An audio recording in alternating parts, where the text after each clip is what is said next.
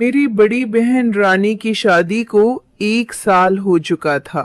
दीदी काफी सुंदर है और जीजा जी भी काफी हष्ट-पुष्ट हैं। शादी के बाद दीदी कम ही हमारे घर आया करती थी, क्योंकि जीजा जी को दीदी के बिना बिल्कुल भी रहा नहीं जाता था। दीदी और जीजा जी एक दूसरे से बहुत प्यार करते हैं और एक दूसरे के बिना नहीं रह सकते। ये बात मुझे उस दिन समझ में आई जब दीदी दिवाली पर हमारे घर आई हुई थी। दीदी को आए 1 हफ्ता हो चुका था, लेकिन जीजा जी के फोन दिन भर में कई बार आते रहते थे। दीदी अक्सर कहती थी, इतनी जल्दी कैसे आऊं, कुछ दिन और रुकने दो। पर आप भी फोन करके ऐसी ऐसी बातें करते हो जिससे मुझे भी आपकी बहुत याद आने लगती है। उतने में मम्मी आ गई और दीदी ने फोन काट दिया। मम्मी ने दीदी को किचन में बुला लिया, क्योंकि दिवाली की मिठाई, चिबड़ा, करंजी वगैरह बनानी थी। हम सब ने मिलकर शाम तक आधी चीजें बना ली थी और बाकी की मिठाई अगले दिन बनाने का तय हुआ। शाम ढल चुकी थी और मैं खिड़की से बाहर देख रही थी। तभी मैंने देखा कि जीजाजी बाहर खड़े हैं। मैंने जल्दी से दीदी को आवाज लगाई। दीदी बाहर आते ही बोली, आप तो सच में आ गए। मुझे लगा फोन पर आपने ऐसे ही कहा था। इतने में मम्मी भी आ गई और बोली, मेहमान आप कब आए? कोई खबर नहीं, कुछ नहीं। पहले बोल देते तो आपकी खातिरदारी के लिए पहले से तैयारी कर लेते। जीजा जी बोले, नहीं सासू माँ, काम से शहर आया हुआ था तो सोचा आप लोगों से मिलते हुए ही जाऊं। मम्मी ने कहा, जाने की बात अभी से मत कीजिए। अभी आए हैं तो खाना पीना खाकर आराम करके सुबह जाना। मैं आपको अभी बिल्कुल नहीं जाने दूंगी। जीजा जी कुछ नहीं बोले और मुझे भी मालूम था कि जीजा जी जाने के लिए नहीं आए हैं। इतने में दीदी पानी लेकर आई और जीजा जी को पानी देते हुए धीरे से फुसफुसाई, मुझे अच्छे से पता है कि आप किस लिए आए हैं। 1 हफ्ता भी नहीं रह पाए मेरे बिना। जीजाजी मुस्कुराकर बोले, तुम हो ही ऐसी। ये सुनकर दीदी शर्माकर मुस्कुराई और वहां से चली गई। थोड़ी देर में खाना बनकर तैयार हो गया। हम सब ने साथ में खाना खाया और बातें करते करते रात बिताई। जीजू का बिस्तर बाजू वाले कमरे में लगाया गया था और सबको अब सोने की तैयारी करनी थी। घर के सारे लोग अपने अपने कमरे में सोने चले गए थे, लेकिन मैं, दीदी और जीजू अब भी सोफे पर बैठे टीवी देख रहे थे। टीवी पर हम आपके हैं कौन मूवी चल रही थी, जो मुझे बहुत पसंद थी और दीदी को भी। थोड़ी देर में जीजू ने उबासी लेते हुए कहा, बाप रे, मुझे तो बहुत नींद आ रही है। दीदी ने मन ही मन मुस्कुराते हुए जवाब दिया, तो फिर जाइए ना बाजू वाले कमरे में, आपका बिस्तर लगा दिया है, आराम कर लीजिए, मैं मूवी देखकर बाद में आ जाऊंगी।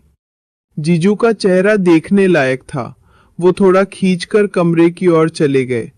मुझे और दीदी को हंसी आ रही थी, लेकिन हमने कुछ नहीं कहा। हम दोनों मूवी देखने में लगे हुए थे। कुछ देर बाद दीदी ने मुझसे कहा, छोटी, मुझे भी अब दीदी थोड़ा ठिठकी और बोली, ठीक है, थोड़ी देर रुक जाती हूँ। उसी वक्त जीजू ने कमरे से आवाज लगाई, आरती रानी, चाहिए? दीदी ने तुरंत कहा, रुको छोटी, मैं तुम्हारे जीजू को पानी देकर आती हूँ। मैंने कहा, ठीक है, पर जल्दी आना। दीदी किचन से पानी की बोतल लेकर जीजू के कमरे में चली गई। मैंने सोचा अभी आएगी, अभी आएगी, लेकिन 5 मिनट बीत गए और पूरे घर में मुझे कोई नजर नहीं आया। डर के मारे मैंने दीदी को आवाज दी। थोड़ी ही देर में दीदी कमरे से बाहर आई। उनकी साड़ी थोड़ी अस्त व्यस्त थी, बाल बिखरे हुए थे और सांसें तेज चल रही थी। मैंने घबरा कर पूछा, दीदी इतनी देर क्यों लगा दी? मुझे डर लग रहा था। दीदी ने हंसते हुए कहा, अरे वो कुछ नहीं, तुम्हारे जीजू को बहुत प्यास लगी थी, इसलिए पानी देने में थोड़ा समय लग गया। इतने में जीजू कमरे से बाहर आए और बोले, अरे मेरे फोन की बैटरी खत्म होने वाली है, क्या तुम मेरे लिए चार्जर ला दोगी? दीदी ने जवाब दिया, ठीक है देखती हूँ, आप यहीं रुकिए। लेकिन जीजू ने कहा, अरे तुम देखो मैं कमरे में वेट करता हूँ। ये कहते हुए वे वापस कमरे में चले गए। दीदी मेरे कमरे में गई और वहां से मेरा फोन चार्जर उठाकर जीजू को देने उनके कमरे में चली गई। मैंने सोचा कि चार्जर देकर वो तुरंत वापस आ जाएंगी, लेकिन थोड़ी देर बीत गई और दीदी का कोई अता पता नहीं था। मैंने एक बार फिर से दीदी को आवाज दी, लेकिन कोई जवाब नहीं आया। मैं समझ गई कि शायद दीदी चार्जर लगाकर फोन की चार्जिंग में व्यस्त होंगी। थोड़ा डर भी लग रहा था, इसलिए मैंने टीवी बंद किया और अपने कमरे में सोने चली गई। लेकिन मुझे नींद नहीं आ रही थी। बिस्तर पर लेटकर मैं अपना फोन चलाने लगी। आधे घंटे बाद मेरा फोन डेड हो गया, उसकी बैटरी खत्म हो चुकी थी। अब मैं इधर उधर चार्जर ढूंढने लगी, लेकिन याद आया कि मेरा चार्जर तो दीदी ले गई हैं। अब मैं असमंजस में थी, क्या चार्जर लेने के लिए जाऊं या नहीं। नींद तो वैसे भी नहीं आ रही थी और बोरियत भी हो रही थी। मैंने सोचा कि शायद चार्जिंग अभी शुरू ही हुई होगी। मन ही मन मैंने तर्क किया कि आजकल के फास्ट चार्जर कितनी जल्दी फोन